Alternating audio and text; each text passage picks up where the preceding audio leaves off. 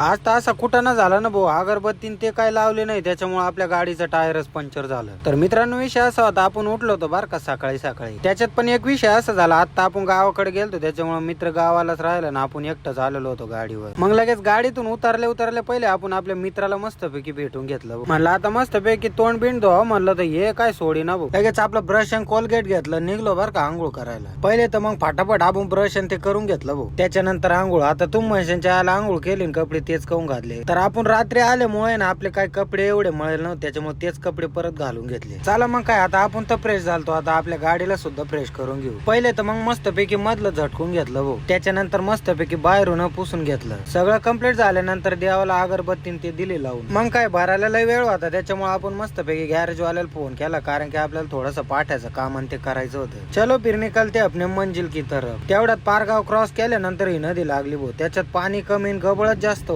Finally मग पोहोचलो बरं का श्री दत्त पाठा गॅरेज वर. गॅरेज उघडायला अर्धा तास होता, म्हणलं तर लोक ना वडा पाहून ते खाऊ म्हणलं. मग गॅरेज वर मस्तपैकी गाडी लावली आणि त्यांना सांगितलं वा असं कुटाणा झालेला आहे. लगेच त्यांनी पहिले तर जॉक लावला आणि ते तुटलेलं वस्तू आहे ना बाहेर काढली. मग सगळ्यात मोठं टेन्शन तर तवा आलं जेव्हा ते म्हणे हे सामान आणायला तुम्हाला डायरेक्ट चौफुल्याला जावं लागेल. एवढं तरी बरं झालं, त्यांनी जायसाठी आपल्याला गाडी बिडी दिली ती मस्तपैकी. तेवढ्यात आपण पोहोचलो न्यू भारत मोटर पार्ट्स या दुकानामध्ये. इथं आपल्याला येऊन तर 1 मिनिट झालं, पण 2 मिनिटात त्यांनी मस्तपैकी अख्खं सामान ते देऊन टाकलं. पार्ट घेऊन निघलो होतो, तेवढ्यात आपल्या गाडीचं पेट्रोलच संपलं. एवढं तरी बरं झालं, पंप 100 मीटर वर होतं, त्याच्यामुळे मस्तपैकी पेट्रोल घेतलं टाकून. चलो फिर निकलते आपल्या मंजिल की तरफ. तेवढ्यात आपल्याला पेटलेली गाडी दिसली नाही. कस काय पेटलेली आपल्याला काय माहित नाही. तुम्हाला जर माहित असेल तर कमेंट मध्ये नक्की सांगा. फायनली एक पर्च पोहोचलो बरं का, मस्तपैकी पाट्याचं काम बी करून घेतलं. लगेच देवाचं नाव घेतलं, निघलो बरं का परत गाडी लोड करायला. आपली निम्मी गाडी कालच लोड झालेली होती, पण 2 टनामुळे ना आपल्याला थांबावं लागलं होतं. त्याच्यात पण पाट्याचा कुटाणा. चाले ही बिडी तर बारकी पण मोकर दूर फेकू राहिली भाऊ. तुम्हाला माहिती की ह्या गोराळावर डायरेक्ट ट्रॅक्टरचं इंजिनच फिट केलेलं होतं भाऊ. फायनली मग एक पर्ची आपली गाडी पूर्णपणे लोड झाली. मग आता लोड झाली म्हणल्यावर काय थांबायचं, चला मग निघू आता. लगेच काटा बिटा केला मस्तपैकी दिली भाऊ एक साईडला उभी करून. मग आपल्याला निघायला अजून वेळ होता बरं का, तोपर्यंत म्हणलं काहीतरी खाल्लं पाहिजे. इथं तर आलो, पण इथं काय जेवायची सोय नव्हती, त्याच्यामुळे मग परत वडा पाहून तेच खाल्लं भाऊ. तेवढ्यात लगे मित्राचा कॉल आला बरं का, आपल्याला जायचं होतं मग त्याच्याकडे गाडी घेऊन. तेवढ्यात गाडी दिसली त्याची, मग काय येऊ दे म्हणे माझ्या माग जोडीदाराच्या गाडीमध्ये थोडस गुळ राहिलं, ते खाली करायचं चालू होतं. तोपर्यंत मग आम्हाला फाटण ते बांधायचं होतं वरती. एकट्याला तर काही बांधता येत नाही, बरं झालं मित्र होता त्याच्यामुळे जमलं बरं का. फायनली मग बांधून बिधून निघलो बरं का आपण आपल्या मंजिलकडे. शिरूरच्या पुढे निघल्यावर मग त्याच्यात आपल्या गाडीचं टायरच पंक्चर झालं. एवढं तरी नशीब चांगलं होतं, आपली गाडी पंक्चरच्या दुकाना पुढेच पंक्चर झालती. सगळं झाल्यानंतर पहिले तर देवाला अगरबत्ती लावली. चला आता निघू आपल्या मंजिलकडे. तर मित्रांनो, व्हिडिओ आवडला असेल तर नक्की लाईक करा. भेटूया नेक्स्ट व्हिडिओ मध्ये. Bye bye.